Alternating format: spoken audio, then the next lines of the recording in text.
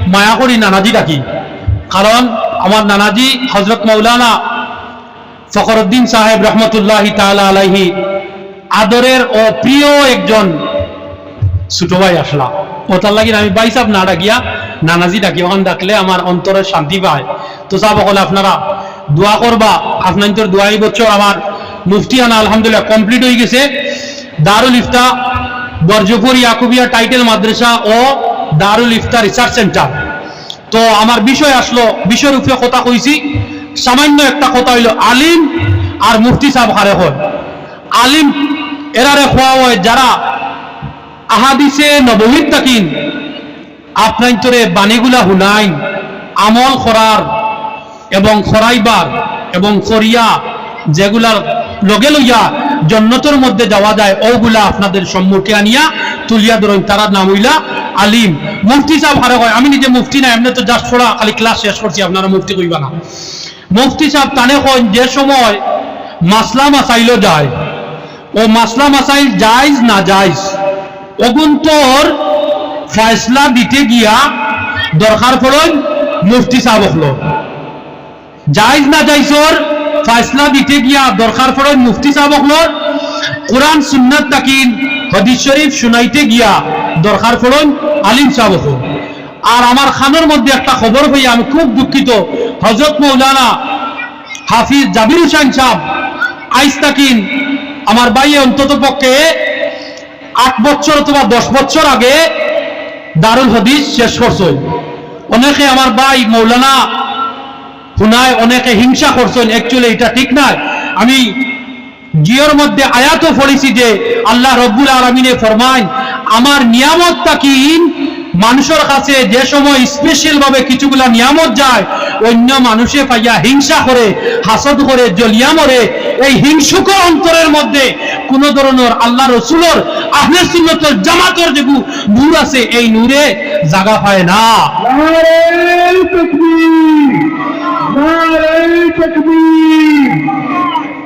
সম্মানিত হাজরিন, আপনারা হিংসা চালিয়া সহজ সুন্দর সরল পথে আপনারা চলাফেরা করবা।